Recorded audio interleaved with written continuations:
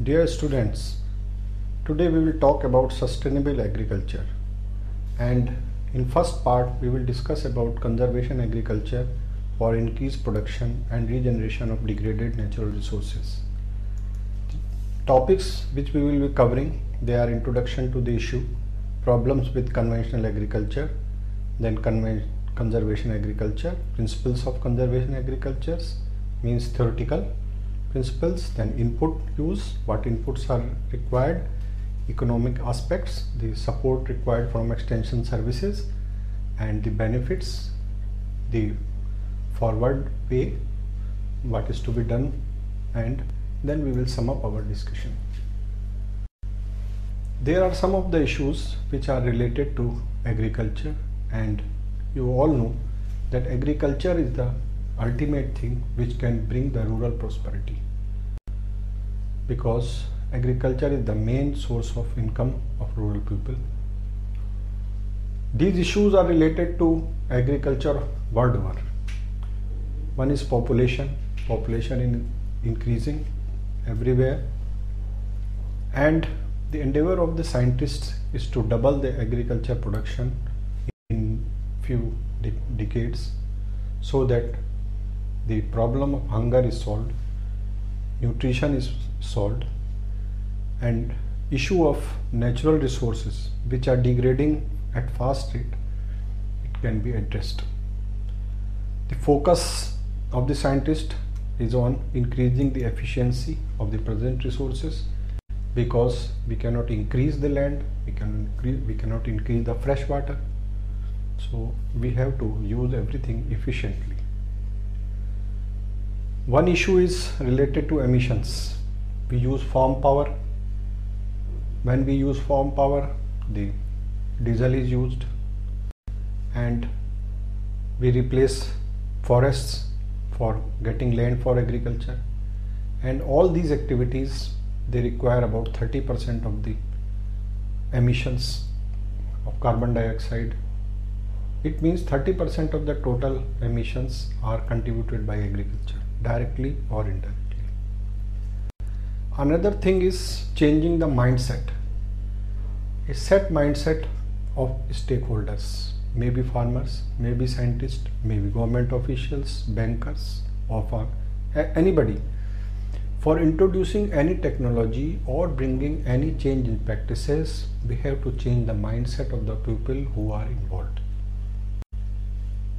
In India, there is a particular problem we have already discussed in many sessions, that is small farm size. Our 80% farms are less than 1 hectare, and our irrigation efficiency is very low, it is about 40% only.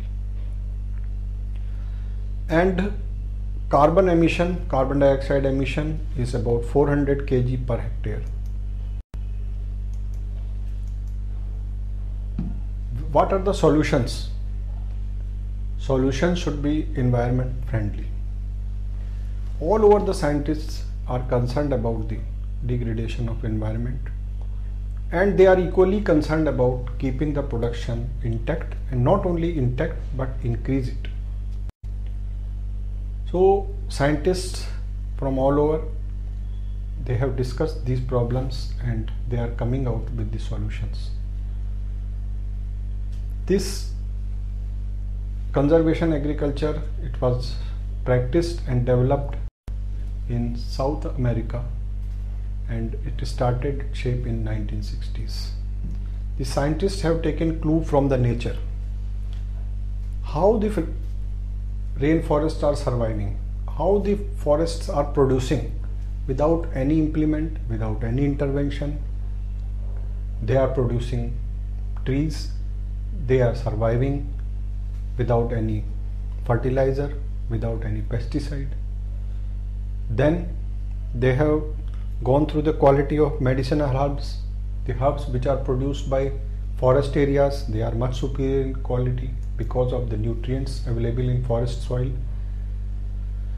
The micronutrients, the nutrients which are available in forest soil, it is able to produce very good quality of the herbal plants, and the herbal plants produced in farms, they are inferior in quality. Based on the various research and field work, the conservation agriculture technology has been developed.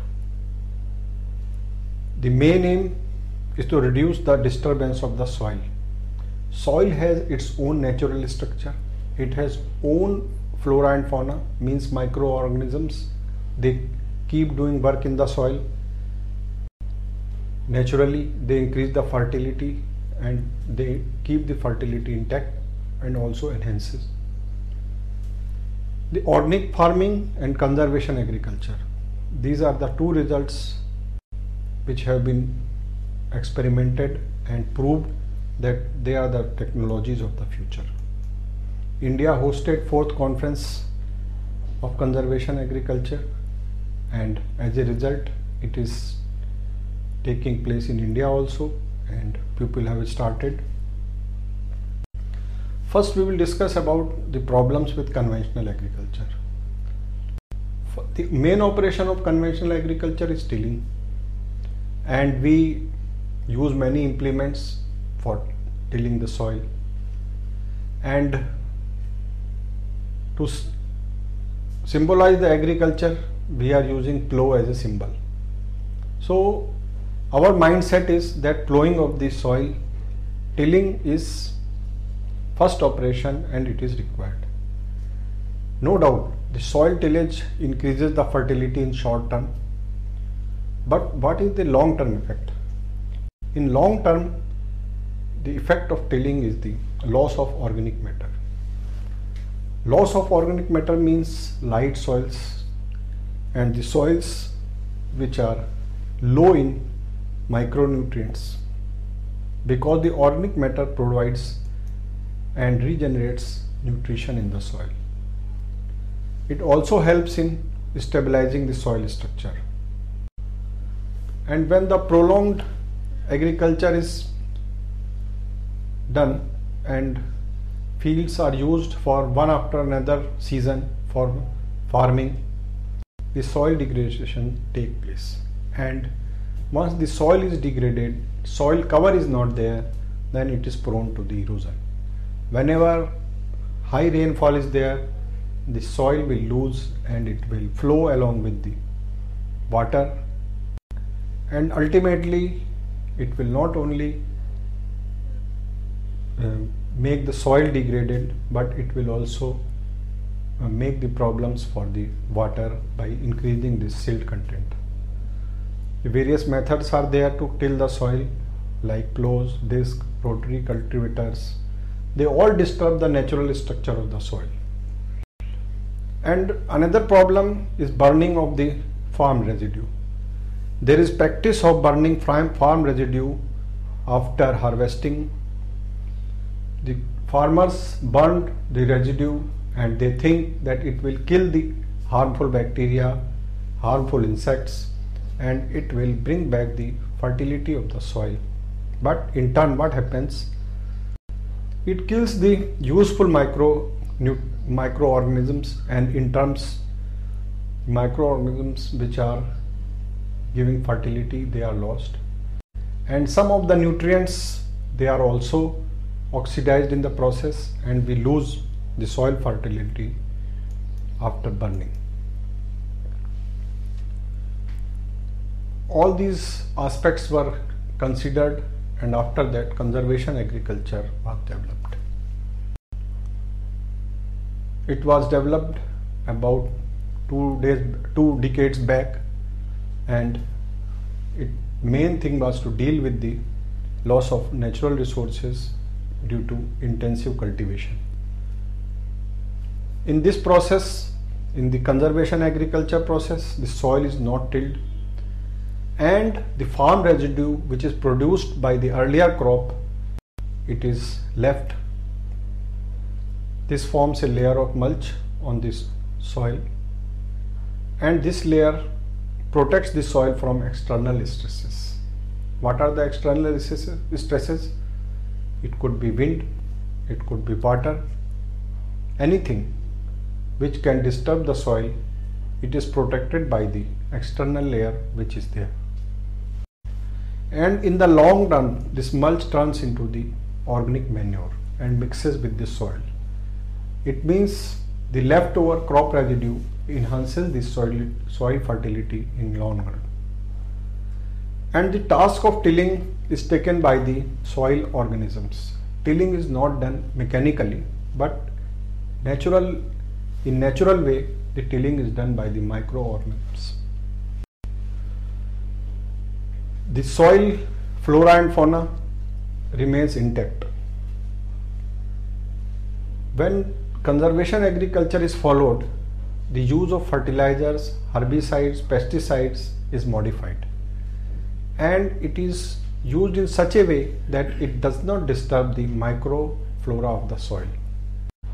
And one thing we should keep in mind, that conservation agriculture is different from the organic farming. In organic farming, we do not use any type of chemical fertilizer or pesticide or herbicide, but in conservation agriculture, in initial days, use of herbicides, use of farm nutrients is allowed in limited way, and slowly they are replaced by the natural things.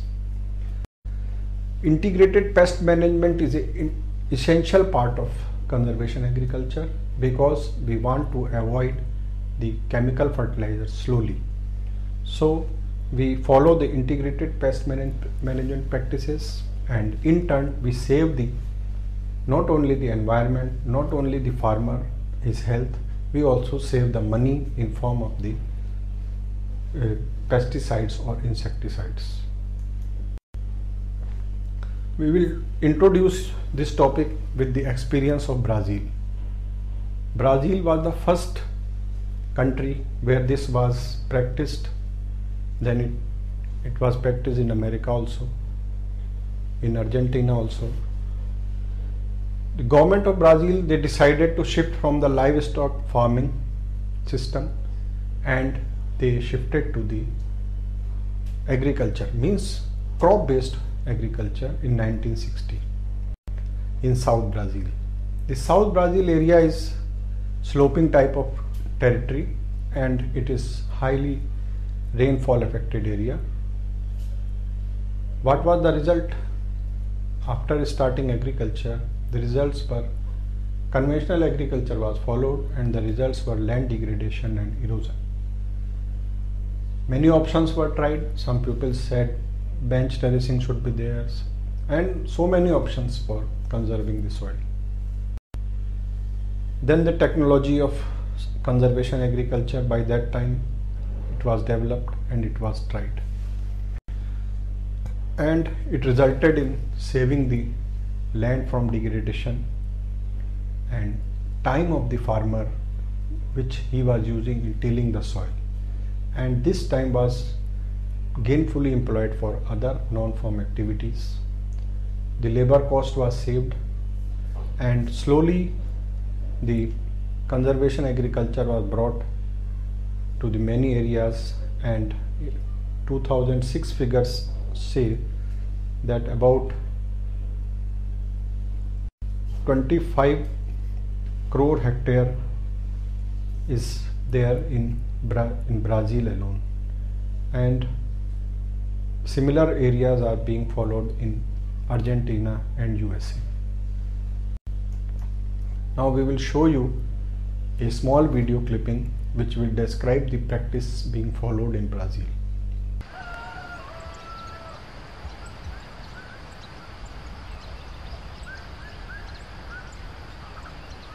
In Santa Catarina and Paraná, southern Brazil, severe soil degradation over the past 2 decades left many farmers with no choice: find a solution or abandon the land.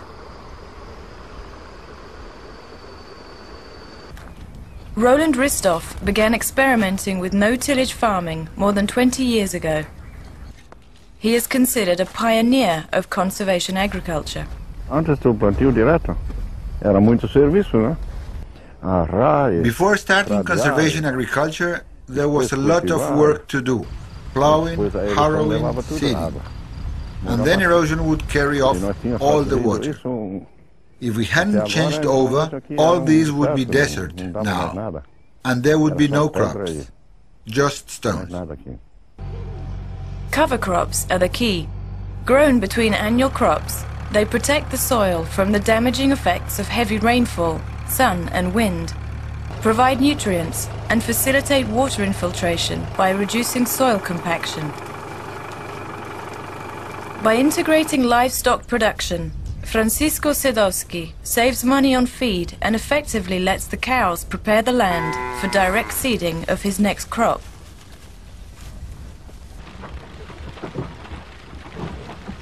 His integrated approach to resource management, which includes pig raising and fish farming, actually improves the quality of the local water supply. This farm is a model of environmentally friendly recycling. We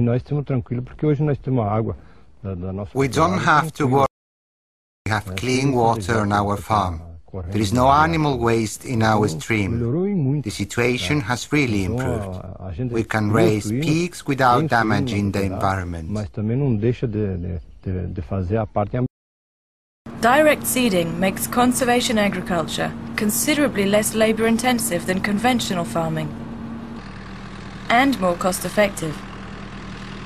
The elimination of tillage reduces machinery and fuel costs, while cover crops reduce the need for expensive chemical inputs. And even in dry years, yields increase as soil quality and water infiltration improves. With conservation agriculture, you save money and you can produce more.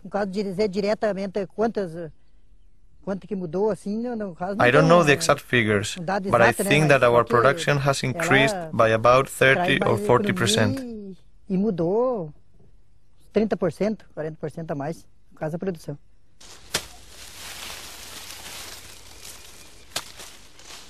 Time saved with conservation agriculture is used by farmers to diversify production and supplement their income. Products like sugar and jam can be sold all year round to ensure financial security for small-scale farmers. In southern Brazil, conservation agriculture has made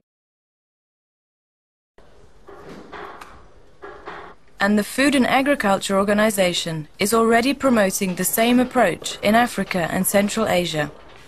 I think that conservation agriculture really could solve the food security problem, and it could also be a valuable weapon in the fight against poverty. For many families in southern Brazil, that fight has already been won. By making the most of natural resources and letting nature take its course. What are the principles of CA, conservation agriculture? Crops are grown without bed preparation. Means no special bed preparation takes place. Soil is not disturbed after harvest of the earlier crop. This we have already told. Next thing, important thing is that seeds are directly placed with the help of specially designed implements. You might have seen these implements during that video. That seeds are directly sown in the soil without plowing or without disturbing the soil around the seed, and no loose soil is left on the top. These implements could be hand driven, or these implements could be machine driven also.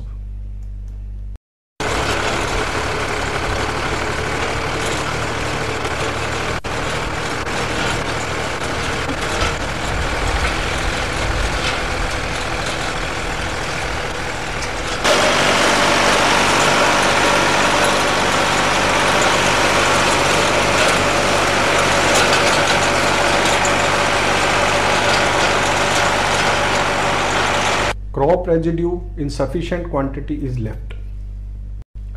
Means first, after harvest, the residue in the sufficient quantity to cover the entire soil is left. Some useful part of residue can be taken for the purpose of feeding livestock or any other thing. It is not compulsory that the entire thing should be left, but it should be sufficient to cover the land, and different type of implements are used for different type of seeds. The requirement of wheat seed could be different from the seed of maize because of the different in size. Another principle followed is permanent soil cover.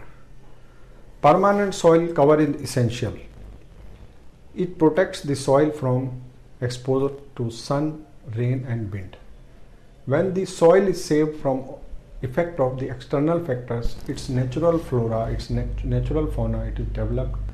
Microorganisms do their own work and the soil environment is not disturbed. Its fertility increases year by year. It provides continuous food supply to micro and macroorganisms. The soil cover, because it is a vegetable made cover, so it is a source of food supply to the organisms of the soil. The other advantages related to soil cover are improved infiltration, means rainwater goes into soil. Retention of soil moisture, when hot sun is there but cover is there, the evaporation will be slow, so soil moisture will be retained. Increased plant nutrients, this we have already explained that how plant nutrients increase. Then creation of channels for air and water, they naturally take place in the presence of this soil cover. Humus formation is there, it increases the organic content of the soil, and runoff decreases. Runoff means reduced erosion. Soil regeneration and reduced degradation means the fertility of the soil, it regenerates. Whatever we have lost due to conventional agriculture, it will generate and soil productivity will be intact. You can see some of the cover crops, and in sometimes we also grow cover crops where farm residue is not available.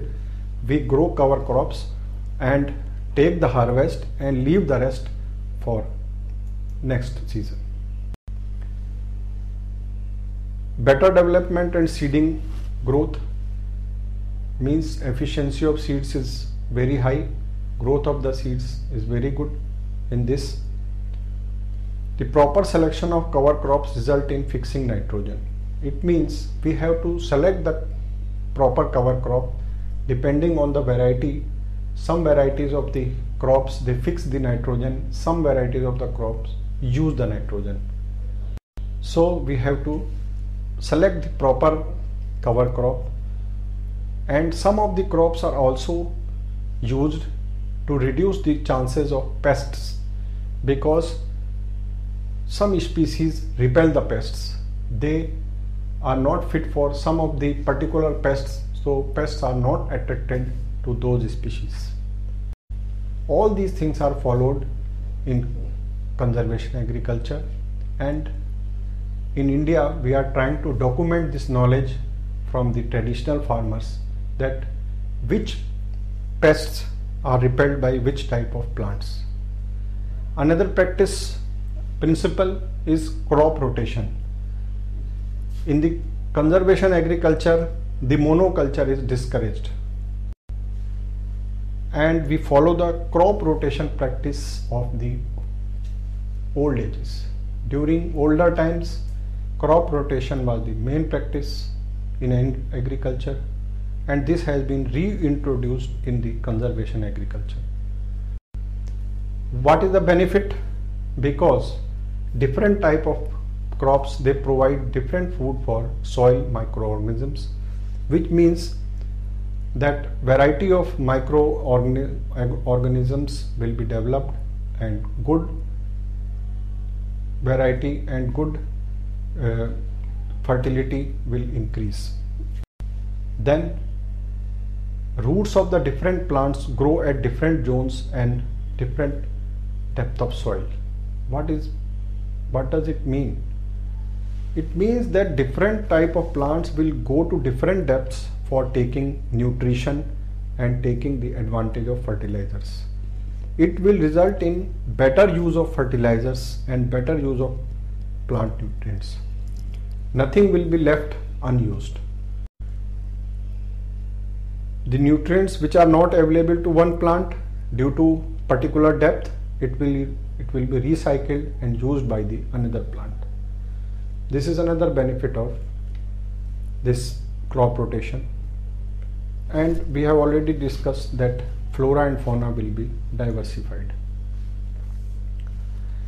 The pests which cross over from one crop to another crop, they will be reduced because type of crops will be different and the cycle will be broken.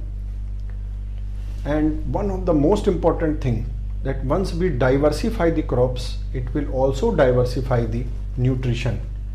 The present generation is using only rice and wheat, but when we are rotating the crops, we will be essentially producing all type of grains, and there will be variety in nutrition, and nutrition not only for human beings, it will give variety of nutrition to animal and livestock also.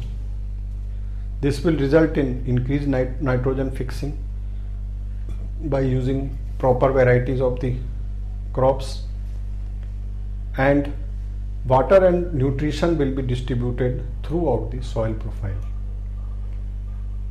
You can see on the screen the rotation followed: light feeders, low nitrogen users, heavy feeders and heavy givers.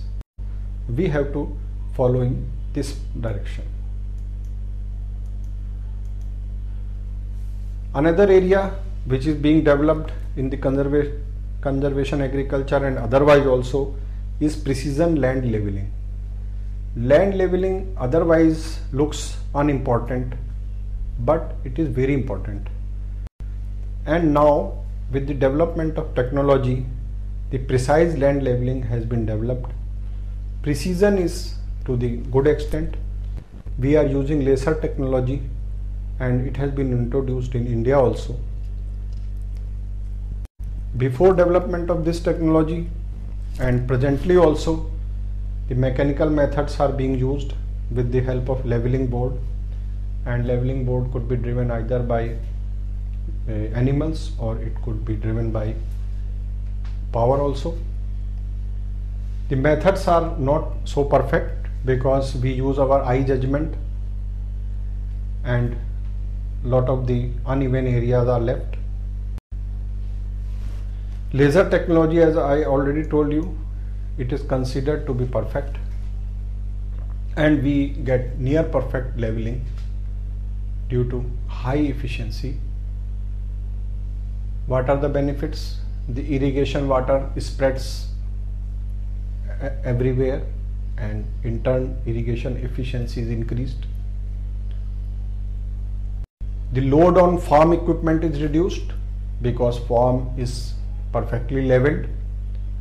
It will consume less power, it will consume less fuel, less energy and less time also. The seedlings emerge much better because of the plain area, all plants getting nutrition in same quantity. The maturity of the crop is also uniform.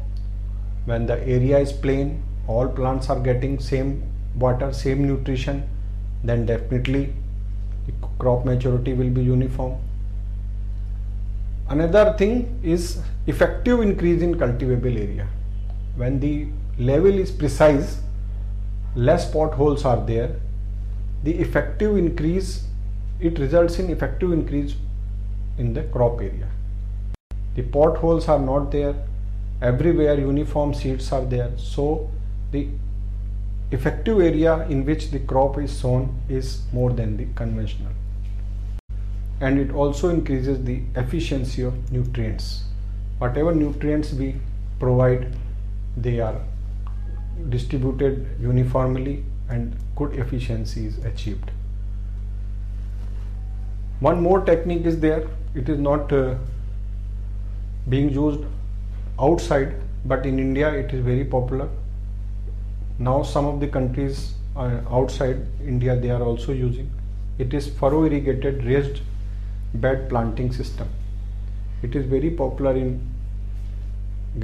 Indo-Gangetic belt, and farmers are using for rice wheat sequence.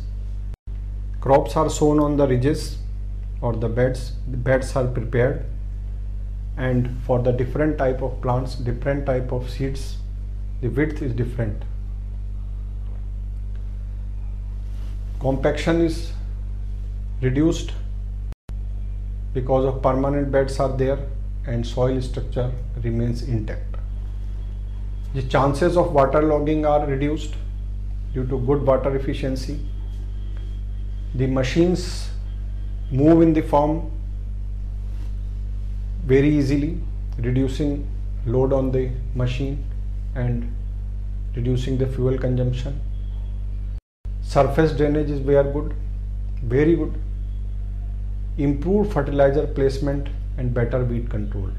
When the raised bed farming is there, then weeds can be controlled even with the help of hands. We do not require lot of herbicides or pesticides. Manually we can clear the weeds. The quantity of irrigation water which is to be applied, it is saved. High irrigation efficiency can be achieved, and seed consumption is also reduced with the same crop production. Raised bed farming is very popular for vegetables also. Now we will discuss about input efficiency in case of conservation agriculture.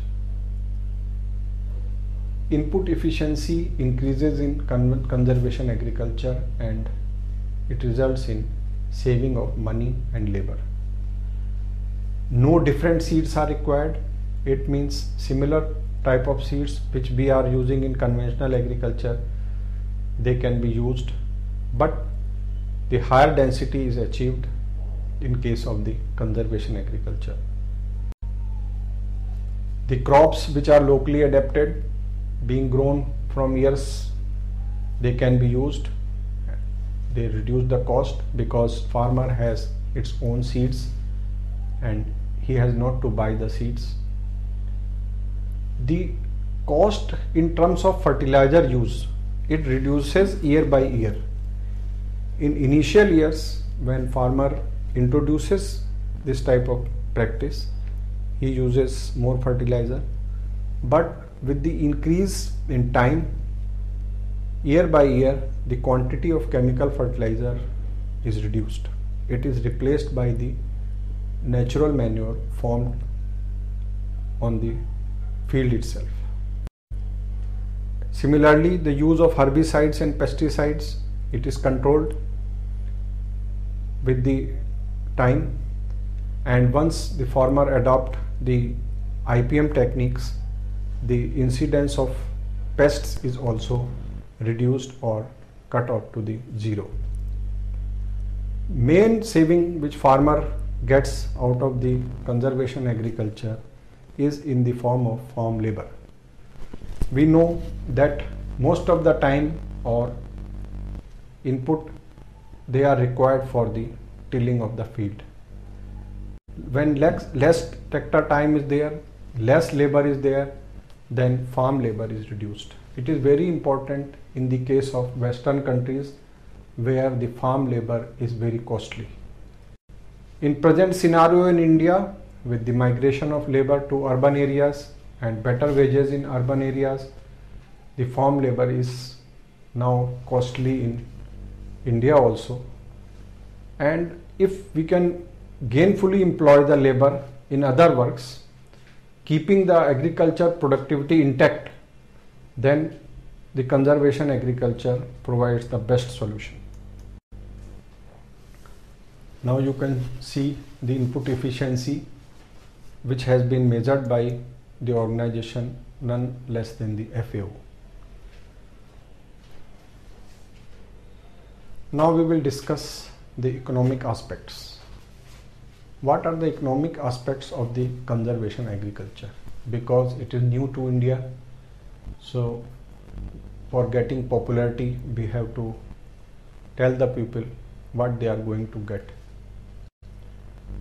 As we have already discussed, that people are generally, they tend to adopt these short-term solutions where they can get quick gains, like green revolution with the application of new seed and use of some fertilizers and good quantity of water, they got good yield.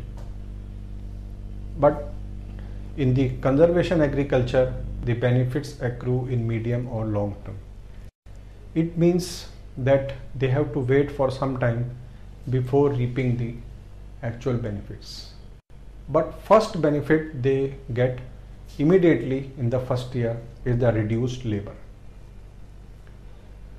But no visible difference is found in initial years. Means the productivity is not increased in the initial years when we introduce the conservation agriculture in the field. And once this technology, the government decides to introduce this technology, they have to arrange the demonstrations to reach the farmers. Now we will phase-wise discuss the benefits. Once it is introduced, in first phase, we will not see any increase in the output. This phase will be for about 2 to 3 years. But we will achieve decrease in labor, time and reduced cost of production. Means when labor is reduced, automatically the cost is reduced. Similarly, the farm equipment time is also reduced. So the farmers who are using hired equipment, they will be benefited. And those who are having own equipment, they can lease out or they can give it on hire and they will also earn money. In first 2-3 years, the cost of weed management will be higher because we are not burning and we are leaving the farm residue there. So during first 2-3 years, weeds will be there and we have to remove them either with the help of mechanical ways, by hand or by using herbicides. So total cost in some inputs will be increased and some inputs will be decreased, and there will be marginal decrease in the production also. In second phase, the soil fertility will be increased. There will be decrease in labor. There will be decrease in machine and fuel cost. There will be decrease in fertilizer quantity required, and input and output increase will be noticed. With the better quality of soil, there will be increased output, and more so the quality of output which is coming from the farm, it will be much better than the quality of the output farmer was getting from use of chemical fertilizers. In the third phase, there will be diversification because the farmer is changing the crops. Definitely there will be diversification, and he will have more time, so he can diversify to other activities also. Yield will be stabilized and net income will be increased. Why net income will increase? Because the farmer is able to use his time in other activities. He will get benefit from that. Labor cost is reduced, cost of fertilizers is reduced, and the yield is increased marginally. So with all these factors, his net income will increase. And in the fourth phase, there will be stability in production, productivity, and full benefits will accrue. It means the environmental benefits, conservation benefits, they will come out. The soil will not be subject to degradation, the water efficiency will increase, the fertilizers will be used properly, and he will only put minimum labor and get good production from the farm. And this is called the technique of conservation or sustaining the production. This fourth phase means sustaining your production and productivity for a long time without disturbing the environment or natural factors.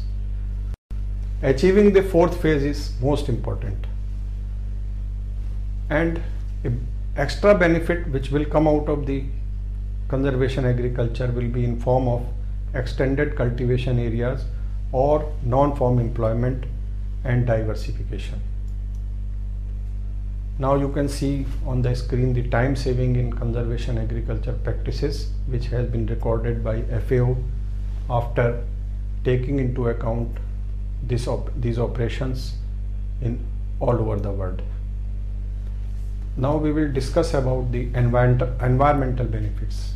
These benefits will be for entire country, not for the individual farmers. This agriculture system is sustainable production system, so we can depend on the system. We can rely that our food production will be increased and it will not go down suddenly due to pest or due to shortage of fertilizer or due to another reasons. One thing we can always see that in case we are able to popularize the conservation agriculture practices, we will be importing much less quantity of chemical fertilizers and we will save in form of the foreign currency also, which we have not considered in calculating the benefits of the conservation agriculture. This conserves and regenerates the natural resources. This is the biggest indirect benefit, and as we have already talked, the yield will be maintained, yield will be more dependable, and we can plan for many things. It has the great potential for earning carbon credits. Once we are reducing the farm equipment time used on the fields, it means we are reducing the consumption of fossil fuels, diesel, etc. So this is one of the activity which will be potential for earning carbon credits, because tilling alone is the highest energy consuming activity. So we have to find the ways to include it as a energy conserving activity so that farmers can get the benefit of the carbon credit with the present mechanism. It will also reduce the silt content. Silt content of the soil will be reduced because soil degradation is not there. Water will flow, but it will not contain the soil with it. When it will not contain the soil, the turbidity of the water will be much less. The water will be pure, and the life of our reservoirs, which we have built at the cost of thousands of crores of rupees, it will be intact. Presently, the water of all the rivers is carrying lot of silt, and we are expecting decrease by 50%, and in some cases more than 50% in the total life of the reservoirs which are feeding canals and which are at present the lifeline of some of the areas like Rajasthan. So this will also help in reducing the turbidity of river water, and it will increase the life of reservoirs, which will give us lot of indirect benefits in form of capital investment. If the reservoirs are full, then we can know that how much cost will be there to replace them, and ultimately it will result in reducing the CO2 emissions. There are some limitations in introducing this practice. We have to consider them before going for a full-scale implementation. And first is lack of knowledge among farmers. We have already discussed in many sessions that our extension support is not so good. So first we have to create the awareness among the farmers. Then there is no single practice which can be followed all over the world. It means we have to develop the different models of conservation agriculture in different part of the country with the different crops, different cover crops and different type of inputs. And our scientists will have to do lot of efforts in developing models for all type of agroclimatic zones, all type of soils of the India before telling the farmers that you should go for it. Work is going on in many universities with the help of foreign organizations also, and lot of successful experiments are being done, and our private industries, they have also helped us by developing no-till farming equipments. Our documentation of traditional know-how is very less as regard to the cover crops, as we have already discussed that we should try the cover crops which are pest and weed resistant. So we have to document, we have to go to the field and find from the local people that which cover crops will be best for the conservation agriculture. The extension support will be in form of demonstrations, and cost adoption, the cost of adoption of the technology, it should be within the affordable range. The experiments which have been done in foreign countries and in India also, they show that cost of adopting this technology is not very high, and the whatever investment is made, it is paid back within 1 or 2 years only, and the IRR of the investment is very high. And one more thing about conservation agriculture is the benefits they accrue in long time, medium and long term. So the extension support should be continuous. It means that farmer going to the extension center and getting some information and then extension service leaving him, it will not serve any purpose. There will have to be continuous contact between farmer and the extension scientists, so that farmers, they do not leave the conservation agriculture in between. They continue with it and they get benefit out of it. You can see the model of Tamil Nadu for extension services. They have developed a very good network. Now we will discuss about Indian experience. The technology is being adopted in Indo-Gangetic plains, and good area is there which is growing wheat and rice combinations, and various extension agencies are in the contact of farmers and they are discussing these techniques, and they have introduced these techniques in the farm, and the results are also increasing. Presently 6 to 10% increase in the yield has been noticed, and the 5 to 10% cost saving in form of tilling expenditure. Why this is lower than the foreign countries? Only because the cost of labor, especially agriculture labor in India, is much less than the foreign countries. The wages of agriculture labor are generally very low. Therefore, what we see in India, that saving in form of cost of labor is lower as compared to the Western world, but increase in yield we are getting good results. Small scale machinery manufacturers from Punjab and other areas, they responded very timely, and they developed the small implements required for direct tilling or zero till agriculture. Direct sowing equipments are now available, which can be run with the help of tractors or which can be used by hand or animal power. The positive impact on environment, as we have already discussed, once it is there, it will be in India also.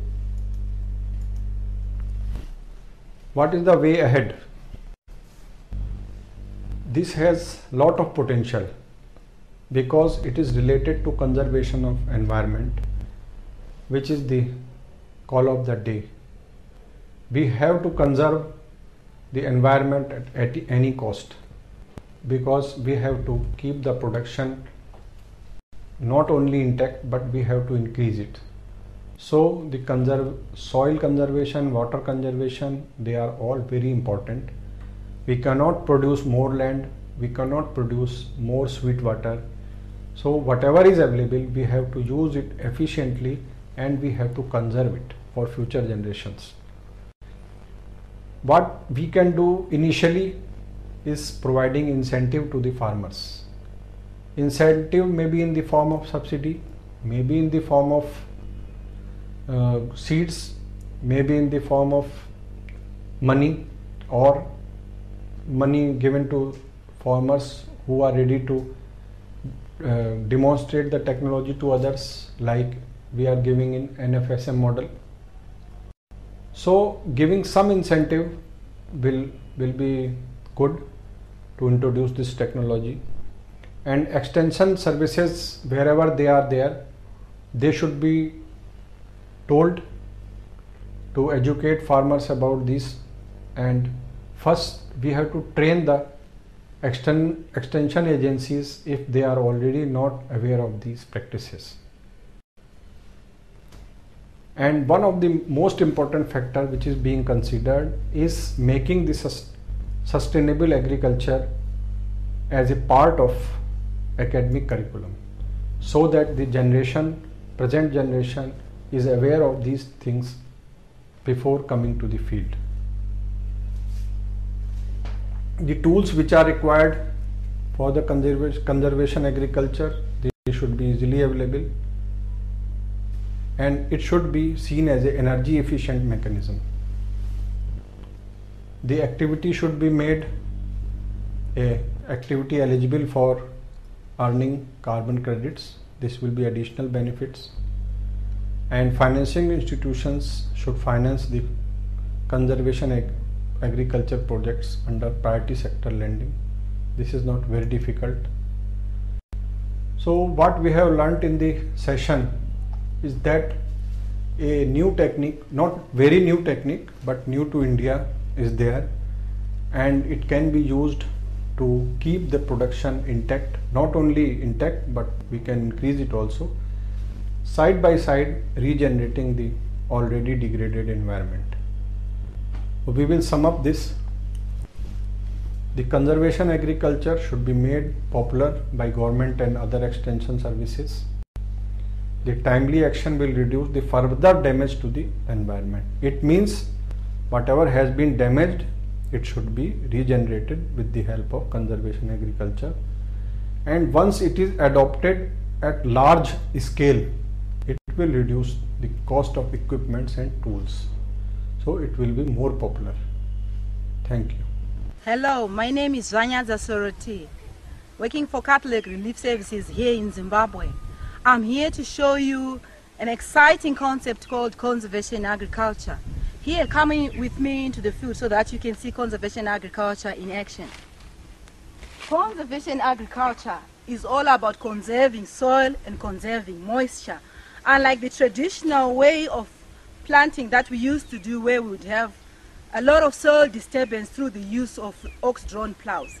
In conservation agriculture, we only encourage the use of a hoe.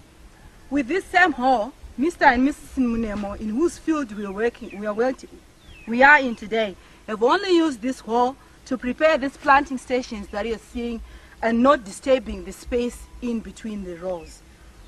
The pits here save to conserve moisture, as well as the mulch that you see here covering the areas in between the rows. In addition, the mulch also help in adding fertility to the soil when they decompose. And in Murewa, here in the district that we are in, the farmers are already aware of the dates when they normally receive their rains. A few weeks before the rains, the farmer would come in and put manure into the planting holes, as well as basal fertilizer. And then after the rains, they plant immediately. So it means that with conservation agriculture, a farmer can actually do things in a timely manner. Instead of waiting to hire draft power, which could have taken longer for them, and they would then have had to wait for a longer period. As you can see from conservation agriculture, the yields that the farmer is attaining is quite high, as evidenced by the size of the stover or the plant residue that we're seeing in the field. In terms of harvest, maybe we need to talk to the farmers themselves so that you can hear from the horse's mouth. Mr. and Mrs. Mulemo, agriculture helped you since you joined in this? Before doing conservation agriculture, we harvested at least 150 kg of maize grain, and now we are doing conservation. As you see, we are harvesting at least 10-50 kgs of maize grain. There you have heard it from the horse's mouth. And as you can see, conservation agriculture is actually bringing hope to these families.